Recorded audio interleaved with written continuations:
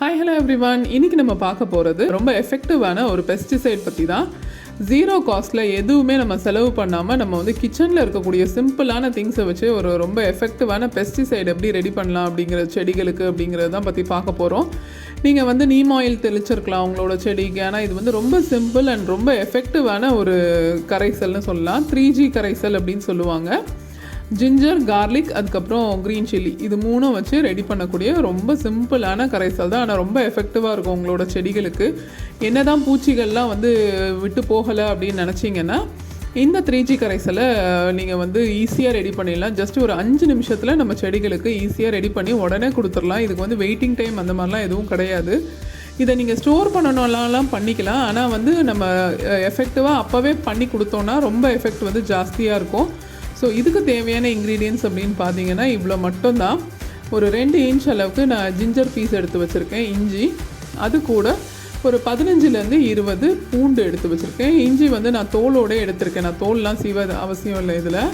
இது கூட ஒரு 4 பச்சை மிளகா, அதுக்கப்புறம் ஒரு 20 பூண்டு. சின்ன சைஸில் இருந்ததுன்னா நீங்கள் 20 எடுத்துக்கலாம், இல்லை நீங்கள் பெரிய சைஸாக இருந்ததுன்னா இதோட கம்மியாக கூட எடுத்துக்கலாம். ஸோ இந்த அளவுக்கு நான் இப்போ எடுத்து வச்சுருக்கேன். இப்போ இன்றைக்கி நான் வந்து ரெடி பண்ணிக்க போகிற அளவுன்னு பார்த்தீங்கன்னா ஒரு 30 க்ரோ பேக்ஸ்க்கு கொடுக்குற அளவுக்கு நான் ரெடி பண்ணியிருக்கேன். ஒரு 2 லிட்டர் தண்ணியில் கரைச்சிக்கிற அளவுக்கு நான் வந்து ரெடி பண்ணியிருக்கேன். இப்போ மிக்ஸி ஜாரில் இஞ்சி, பச்சை மிளகா, பூண்டு மூணையும் போட்டு நல்ல ஃபைன் பேஸ்ட்டாக நம்ம வந்து கொஞ்சமாக தண்ணி ஊற்றி அரைச்சிட்டு வந்துடலாம். ஃபஸ்ட்டே தண்ணி ஊற்றிடாதீங்க. ஸோ அது அப்புறமா நல்ல ஃபைனாக அரைப்படாது. ஸோ எவ்வளோ ஃபைனாக அரைக்க முடியுமோ அந்த அளவுக்கு நல்ல மையாக அரைச்சிடலாம் நம்மளோட பேஸ்ட்டை. இதை வந்து ஒரு பவுலில் ட்ரான்ஸ்ஃபர் பண்ணி இந்த மிக்சியை அலசின தண்ணியும் அதில் வந்து நம்ம எடுத்து வச்சுக்கலாம். இதை வந்து நம்ம உடனே வந்து நம்ம செடிகளுக்கு கொடுத்துடலாம். நீங்கள் இதை ஸ்டோர் பண்ணோம் அப்படின்னு நினச்சிங்கன்னா இது கூட கோமியம் ஆட் பண்ணி ஸ்டோர் பண்ணுவாங்க. ஆனால் எனக்கு இன்றைக்கி கோமியம் அந்த மாதிரி எதுவும் கிடைக்கல. ஸோ அதனால் நான் இது மட்டும் தான் யூஸ் பண்ணுறேன். ஸோ இப்போ மாடிக்கு எடுத்துகிட்டு வந்து நம்ம கீழே ரெடி பண்ணோம் இல்லையா, அந்த கரைசலை இப்போ நான் எடுத்துகிட்டு வந்திருக்கேன். இஞ்சி, பூண்டு, பச்சை மிளகா நல்ல மையாக அரைச்ச கரைசலை இப்போ வந்து இன்னும் கொஞ்சம் தண்ணி ஊற்றி டைல்யூட் பண்ணிக்க போகிறேன். இந்த அளவு ஒரு பேஸ்ட்டை வந்து நம்ம ஒரு 2 லிட்டர்ஸ் ஆஃப் ஸ்ப்ரே பாட்டிலில் நம்ம வந்து ஸ்ப்ரே பண்ணிக்கலாம். இப்போ அதுக்கு முன்னால் நம்ம கொஞ்சமாக தண்ணி டைல்யூட் பண்ணி இதை வந்து நல்லா ஃபில்டர் பண்ணி எடுத்துக்கணும். இன்னொரு முக்கியமான விஷயம் இந்த கரைசலை யூஸ் பண்ணும் போதுன்னு பார்த்தீங்கன்னா வந்து நம்ம நல்லா ஃபில்டர் பண்ணிவிட்டு யூஸ் பண்ணணும். ஏன்னா வந்து நம்மளோட ஸ்ப்ரே பாட்டில் வந்து அடைச்சிக்கிறதுக்கான வாய்ப்பு ரொம்ப ஜாஸ்தி. ஏன்னா இதை நம்ம ஃபைனாக வந்து நம்ம பேஸ்ட் பண்ணியிருக்கோம். ஆனாலும் வந்து இதை சீவில் நல்ல ஒரு 2க்கு 3 வாட்டி நீங்கள் வந்து சீவ் பண்ணிவிட்டு அதுக்கப்புறமா ஸ்ப்ரேயருக்குள்ளே ஊற்றும் போதே இன்னொரு வாட்டியும் சீவ் பண்ணி நீங்கள் ஊற்றுனீங்கன்னா உங்கள் ஸ்ப்ரேயர் வந்து அடைக்காமல் இருக்கும். ஏன்னா இது ரொம்ப மைன்யூட்டாக இருக்கும் இல்லையா. ஸோ இந்த இதை வந்து நம்ம கண்டிப்பாக நிறைய வாட்டி ஃபில்டர் பண்ணிக்கணும். ஸோ இந்த பேலன்ஸ் கொழுக்கையும் நம்ம யூஸ் பண்ணிக்கலாம். இது வந்து வேஸ்ட் கிடையாது, இதை தூக்கி போட தேவையில்லை. இதை நான் ஸ்ப்ரேயர் முடிச்சுட்டு இதை என்ன பண்ணலாங்கிறதையும் நான் உங்களுக்கு சொல்லிடுறேன். ஸோ இந்த மாதிரி நான் ஸ்ப்ரேயரில் ஒரு 3/4 அதாவது 2 லிட்டர்ஸ் ஆஃப் வாட்டர் வந்து ஃபில் பண்ணி இந்த பேஸ்ட்டையும் நல்லா ஃபில்டர் பண்ணி ஆட் பண்ணியிருக்கேன்.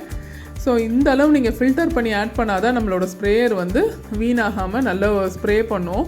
இல்லைனா அந்த மைன்யூட்டான அந்த ஃபில்டரில் வந்து அந்த பார்ட்டிகல்ஸ் வந்து போய் அடைச்சிக்கிட்டா உங்களுக்கு வந்து ஸ்ப்ரேயரே ஒழுங்காக வேலை செய்யாத மாதிரி இருக்கும். எனக்கு ஆல்ரெடி ஒரு வாட்டி நான் ஃபஸ்ட்டு டைம் யூஸ் பண்ணும் போது இது வந்து ஸ்ப்ரேயரில் நல்லாவே அடைச்சிருச்சு. ஸோ அதனால தான் நான் இத்தனை வாட்டி ஃபில்டர் பண்ணி நான் வந்து என்னோடய ஸ்ப்ரேயரில் இப்போ வந்து நான் ஆட் பண்ணியிருக்கேன். இலைகள் மேலே நல்லா படுற மாதிரி நான் இப்போ வந்து தெளித்து விட்டுறலாம்.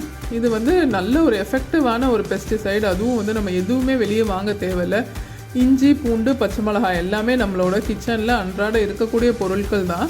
ஸோ நமக்கு வந்து வேறு எந்த பெஸ்டிசைடும் வாங்க முடியலை அப்படிங்கிற டைமில் கூட நீங்கள் இதை வந்து ஒரு 15 டேஸ்க்கு ஒன்ஸ் வந்து நீங்கள் உங்களோட செடிகளுக்கு கொடுக்கலாம். ஸோ இந்த மாதிரி எல்லாமே இலைகள் அதுக்கப்புறம் நல்லா நனைகிற மாதிரி நம்ம வந்து ஸ்ப்ரேயரில் ஸ்ப்ரே பண்ணி விடணும்.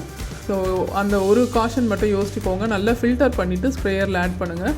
2 to 3 டைம்ஸ் ஃபில்டர் பண்ணால் கூட உங்களுக்கு பெனிஃபிட்டாக தான் இருக்கும். ஸோ இந்த மாதிரி இலைகள்லாம் ஃபுல்லாக நனைகிற அளவுக்கு நம்ம எல்லா செடிகளுக்கு மேலேயும் இதை தெளித்து விடலாம். ரோஸ் செடி, அதுக்கப்புறம் மல்லிச்செடி, காய்கறி செடி, பழ வகைகள் எல்லாத்து மேலேயும் இதை வந்து ரொம்ப எஃபெக்டிவாக யூஸ் பண்ணலாம். நம்மளோட லெஃப்ட் ஓவர் இருந்தது இல்லையா, நம்ம அரிச்சிட்டு போக மீதி அதை இன்னும் கொஞ்சம் தண்ணி சேர்த்து எடுத்து வச்சுருக்கேன் இந்த பவுலில்.